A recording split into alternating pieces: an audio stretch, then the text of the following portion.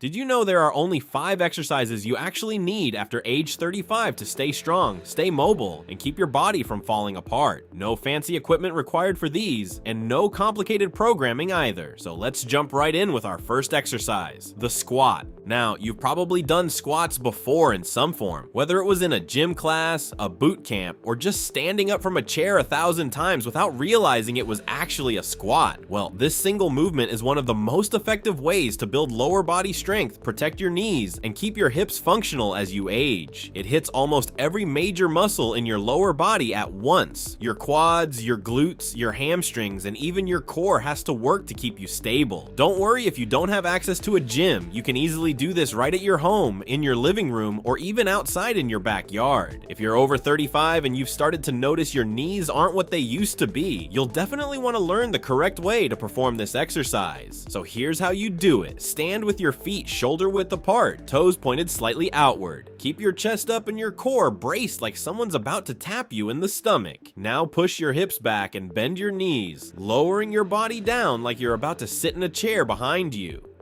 Keep your weight in your heels, not your toes.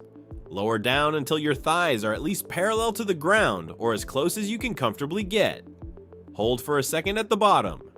Then drive through your heels and push your hips forward to stand back up, squeezing your glutes hard at the top. That's 1 rep. Try to do 3 sets of 10 to 12 reps, moving slowly and with control through each position. Trust me, if you haven't done bodyweight squats with proper form in a while, your legs are gonna feel it the next day. Your quads are gonna burn in ways they haven't in years, and your hips are gonna remind you how much they've tightened up from sitting at a desk all day. If bodyweight squats feel too easy for you, here's how you progress. Beginners should start with a chair behind them, just lightly tapping the seat with each rep for control and confidence. Once that feels easy, move to full body weight squats with no support. From there, you can add a goblet squat holding a dumbbell or kettlebell against your chest to add resistance. And once that feels manageable, you can progress to barbell back squats or front squats in the gym, gradually adding weight over time. The pattern stays the same, only the resistance changes. Alright, now that we've built lower body strength with the squat, it's time to shift the focus to your upper body with push-ups. Now, this exercise is great for building chest, shoulder, and tricep strength all in one movement, while also training your core to stay rigid and stable. This is one of the most commonly neglected areas for people over 35, because as we age, upper body pushing strength tends to decline faster than people realize, especially if you're not regularly doing some kind of pressing movement. It helps to restore proper shoulder function and supports your posture, making everyday tasks like pushing open a heavy door, getting up off the ground, or carrying groceries up the stairs more effortless and pain-free. If pushing yourself up off the floor feels harder than it used to, or if your chest and shoulders feel weak compared to a few years ago, push-ups are a must-have in your routine to keep you strong and capable as you get older. So let me show you how to do it. Start in a plank position with your hands slightly wider than shoulder width apart, directly under your shoulders. Your body should form a straight line from your head to your heels. Keep your core tight and your glutes squeezed so your hips don't sag. Now lower your chest toward the ground by bending your elbows, keeping them at roughly a 45-degree angle from your body, not flared straight out to the sides. Lower down until your chest is just above the floor, then push back up explosively, fully extending your arms at the top. That's 1 rep. Remember to keep your body rigid throughout the entire movement. Don't let your lower back sag or your hips pike up into the air. Do 3 sets of as many reps as you can with good form, even if that's only 5 or 6 to start. After just a couple weeks of this exercise, you're gonna feel your chest and shoulders start to genuinely strengthen. Your triceps will be working hard, your core will be engaged, and you'll notice everyday pushing movements start to feel noticeably easier. But if a full push-up is too hard for you right now, you can start with incline push-ups, placing your hands on a bench, countertop, or sturdy table to reduce the amount of body weight you're pressing. From there, you can progress to knee push-ups, then to full push-ups on the floor. Once full push-ups feel easy, you can elevate your feet on a bench or step to increase the difficulty, or add a weighted vest or backpack with books in it for extra resistance. In the gym, this same pattern transfers directly into bench pressing or dumbbell chest presses once you're ready to add external load. I'm pretty sure you're going to be looking forward to the third exercise because it's one that fixes a lot of the lower back pain that creeps in after 35, the glute bridge. And this is simple but incredibly effective for waking up your posterior chain. At first glance, it may look like just lifting your hips off the ground, but this movement provides serious activation for your glutes and hamstrings, the exact muscles that protect your lower back and keep your hips stable. After 35, most people start to experience what's called gluteal amnesia, where your glutes essentially go to sleep from too much sitting and stop firing properly. This leads to your lower back and hamstrings picking up the slack, which is a huge contributor to chronic lower back pain. Now, this exercise isn't just about strength, it's also about reactivating a connection between your brain and your glutes that years of sitting has weakened.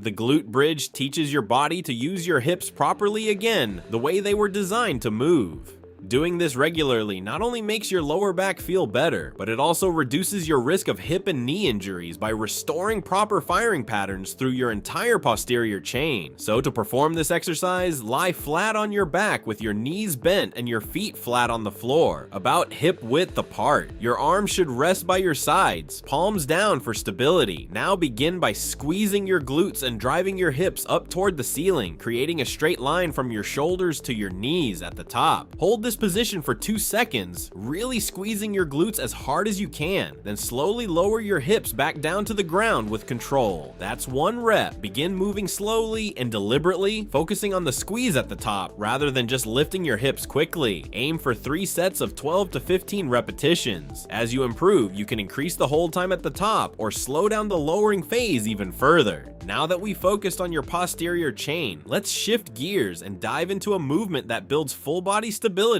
and protects your spine for decades to come. The plank is one of the most underrated and foundational exercises for anyone over 35. It's a position that teaches your entire core, front, sides, and back to work together as one unit. But due to years of doing crunches or sit-ups, many people have never trained their core this way before. This exercise not only strengthens your abs, but it also protects your spine by teaching your core to resist movement rather than create it, which is exactly what your spine needs in real life. It's particularly helpful for tasks like lifting groceries, twisting to grab something behind you, or simply standing and sitting without your back complaining. Look, if you've ever felt like your core is weak, your lower back aches after standing too long, or you just don't feel stable when you move, this movement right here is essential for building that foundational strength back. It's also going to transfer over to almost every other exercise in this routine and make them noticeably easier to perform. Now, I know it looks simple, but I suggest easing yourself into this if you're not used to holding positions for time. You're going to want to start in a forearm plank position with your elbows directly under your shoulders and your forearms flat on the ground. Your body should form a straight line from your head to your heels, just like the top of a push-up. Squeeze your glutes, brace your core like someone's about to poke you in the stomach, and keep your hips level, not sagging down or piking up. Aim to hold this position for 20 to 30 seconds at first, and then gradually increase to a minute or more over time. If maintaining a forearm plank is too challenging right now, you can drop to your knees while keeping your upper body in the same straight line, which takes a significant amount of load off your core. Avoid letting your hips sag toward the ground, as that puts unnecessary strain on your lower back and reduces the effectiveness of the entire exercise. The goal isn't to grit your teeth and shake uncontrollably for as long as possible. The goal is to hold a clean, controlled position and breathe steadily throughout. Do this a few times a week, and within weeks, your core strength and stability will improve dramatically. When most people think about exercise after 35, they focus entirely on strength and forget that balance is just as critical to long-term health. And that's why I included single leg balance in this routine. This exercise is a deceptively simple movement that targets your stabilizer muscles, your ankle strength, and your proprioception, which is your body's sense of where it is in space. It's a very simple yet very powerful way to reduce your risk of falls, protect your knees, and maintain independence as you get older. Balance ability actually starts declining as early as your mid-30s, and most people never train it directly until it becomes a real problem. That's exactly why this exercise belongs in this routine. So if you've ever felt unsteady stepping off a curb, wobbly putting on your socks while standing, or like one leg feels noticeably weaker than the other, this exercise is a must. Poor balance and weak stabilizer muscles often go completely unnoticed until an ankle rolls or a knee gives out during something as simple as walking on uneven ground. Training single leg balance now builds the resilience that prevents those injuries later. Follow closely how to do it, and then we'll get into that structured weekly that you can use. You're going to stand tall with your feet together, your core slightly braced, and your eyes focused on a fixed point ahead of you. Now slowly lift one foot a few inches off the ground, balancing entirely on the standing leg. Keep your standing knee soft, not locked out, and your hips level. Hold this position for 20 to 30 seconds. For many people, this alone will be more challenging than expected. From here, slowly lower your foot back down and switch to the other leg. That's 1 rep per side. You're going to want to avoid swaying excessively or constantly readjusting your foot position. A little wobble is normal, especially at first, but the goal is to find stillness. Focus on slow, controlled breathing in order to stay relaxed rather than tense. Do 2 to 3 rounds per leg, really focusing on quality over how long you can grit it out. If you want to make this more challenging, you can close your eyes once you feel confident, which removes visual input and forces your body to rely entirely on internal balance. You can also try reaching your arms overhead, turning your head side to side, or standing on an uneven surface like a folded towel or cushion. Master the basic version first before adding any of these variations. Alright, now's the time for me to show you how you can fit these 5 exercises into your week without it taking over your life. You don't need to do all 5 every single day. Here's how to split it up.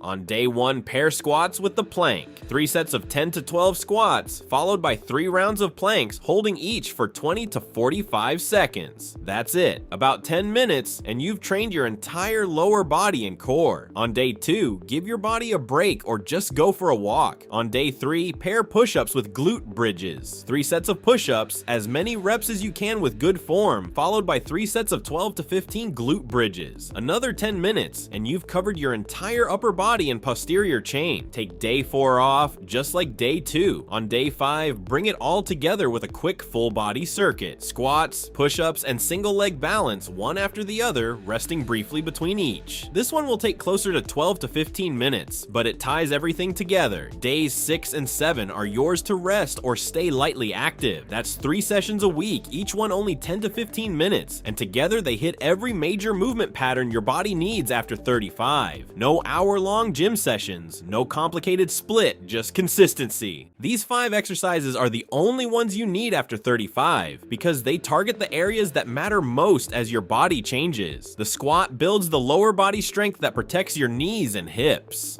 Push-ups restore the upper body, pressing strength that life after a desk job slowly takes away. Glute bridges wake up the posterior chain that sitting puts to sleep. The plank builds the core stability that protects your spine in everything you do, and single leg balance protects you from the falls and injuries that become so much more costly as you age. You don't need a complicated program. You don't need a gym full of machines. You just need these 5 movements done consistently 3 to 4 times a week, whether that's at home in your living room or at the gym with extra equipment to progress further. So make sure you hit that subscribe button so you don't miss the next video, and share this with a friend who you think needs to hear this. Especially if they're over 35 and starting to feel it. Your body will thank you.